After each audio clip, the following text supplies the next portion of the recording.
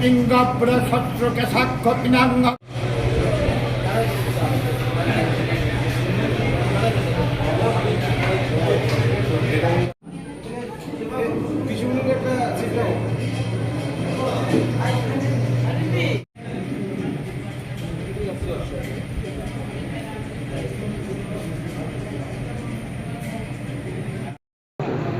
নমস্কার। সবচেয়ে প্রথমে শারদীয়ার শুভেচ্ছা নেবেন।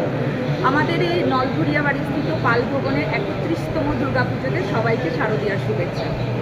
আমরা এই পুজোটা 1996 থেকে চলে আসছে। আমার শ্বশুর স্বর্গীয় স্বপন কুমার পাল উনি শুরু করেছিলেন এই পুজোটা। তখন থেকে আমরা সব পরিবার, বন্ধু, এলাকাবাসী সবাই মিলে আমরা এই পাল ভবনের পুজোটা চালিয়ে যাচ্ছি। ভবিষ্যতেও আমাদের ইচ্ছে আছে, আমাদের মা আমাদের সঙ্গে যদি থাকেন আমরা এটা চালিয়ে যেতে পারি। আমরা এই উদ্দেশ্য নিয়ে আমরা এই পুজোটা করছি।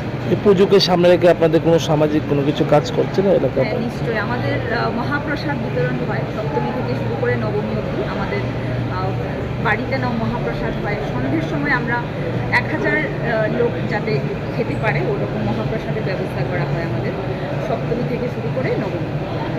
বহিরাজ্যের কারো আপনাদের আত্মীয় স্বজনরাও কি এই পুজোতে অংশগ্রহণ করে?